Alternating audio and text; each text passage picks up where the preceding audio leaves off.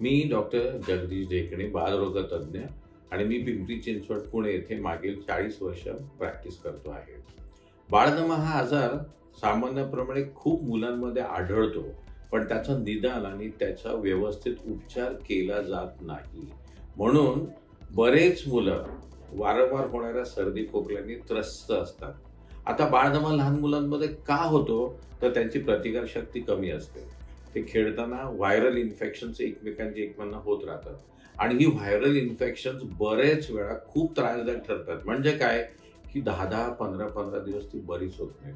जरा नाही बरी झाली तर परत होत राहतात आणि सर्दी व्यतिरिक्त काही मुलं खोकायला लागतात. म्हणजे काय की खूप हसली की खोकतात, खूप रडली की खोकतात, दुराशी संपर्क आला की खोकतात आणि बरीचशी औषधांनी काहीही उपयोग होत नाही जोपर्यंत त्याचं निदान केलं जात नाही आणि त्यांना व्यवस्थित ट्रीटमेंट मिळत नाही. तर ह्याच्यामध्ये काय की आई वडिलांनी काय करायला पाहिजे की ज्या मुलांना परत परत सर्दी खोकला होतो, विशेष ताप नसतो, मुलं हसली खेळली की रडतात, खूप खेळली की दम लागतो आणि लवकर दमतात आणि प्रचंड खेळताना खोकतात, अशा मुलांना दमा असण्याची शक्यता खूप आहे. साधं उदाहरण आहे, सर्दी व्यतिरिक्त देवळात गेलो की धुराशी संपर्क आला की खोकतात, हवामान बदलले की खोकतात, गारमट खाले की खोकतात, ताप नसताना मुलं खोकत राहतात आणि हा रात्रभर खोकला एवढा असतो की मुलांच्या खोकल्यामुळे सारं घर रात्रभर जागं राहतं.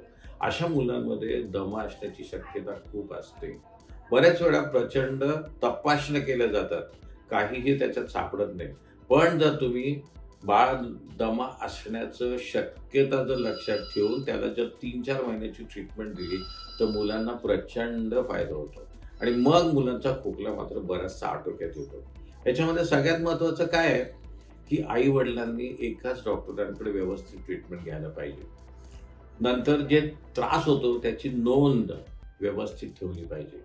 नंतर असं निदर्शनास आलं की हा खोकला रात्री त्रासदायक असतो, वेगवेगळ्या कारणांमुळे परत होत राहतो, विशेष ताप नसतो, सर्दी व्यतिरिक्त खोकला आहे आणि आपल्या घरात अनुवंशिकता आहे. कशाची? बाळदमा आहे, स्किन ॲलर्जी आहे किंवा कायम आई वडिलांना सर्दी असते किंवा आपलं घर अशा ठिकाणी की खूप पोल्युशन आहे, म्हणजे कन्स्ट्रक्शन चालू आहे, वीटभट्टी शेजारी पाजारी, हायवेवर तुमचं घर आहे आणि अशा पोल्युटंट्समुळे तुमच्या मुलांना त्रास होऊ शकतो. तर अशा मुलांना व्यवस्थित ट्रीटमेंट देण्यासाठी तुम्हाला एकच बालरोग तज्ञाकडे त्याची वारंवार होणाऱ्या सर्दी खोकल्यासाठी ट्रीटमेंट घेऊन त्या डॉक्टरांचा सखोल अभ्यास झाला की ट्रीटमेंट व्यवस्थित देता येते. ह्याचं नक्की निदान 5 वर्षाच्या खालच्या मुलांमध्ये कुठल्या टेस्टमुळे होत नाही. म्हणजे ॲलर्जी टेस्टिंग, एक्स-रे, रक्त तपासून फारसा उपयोग होत नाही.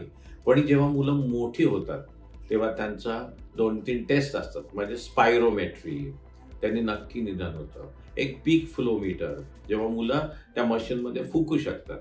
तर अशा नंतर त्याच्या ट्रीटमेंट नक्की निदान होऊन मग मात्र त्यांना ट्रीटमेंट बरेच दिवस, काही महिने, कधी-कधी काही वर्ष आणि अगदी क्वचित काही मुलांसाठी कायम ट्रीटमेंट चालू ठेवायला लागते. कारण लहान मुलांचा दमा जर तुम्ही लहानपणीच व्यवस्थित घेतला आणि ज्यांच्यामध्ये अनुवंशिकता नसेल अशा मुलांचा हा वारंवार होणारा सर्दी खोकला मुलं 5 वर्ष झाल्यावर थांबतो आणि ह्यांना खरं बाळदमा नसतो.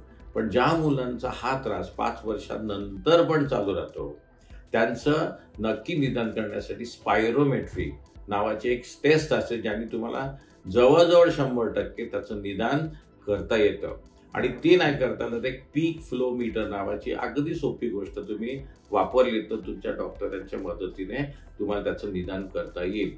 वारंवार नुसती अँटीबायोटिक्स आणि खूप औषधं देण्यामध्ये वेळ न घालवता वारंवार होणाऱ्या सर्दी खोकल्याचा तुम्ही तुमच्याच डॉक्टरांकडून सखोल अभ्यास करून त्याचं निदान नक्की करून घ्यावे.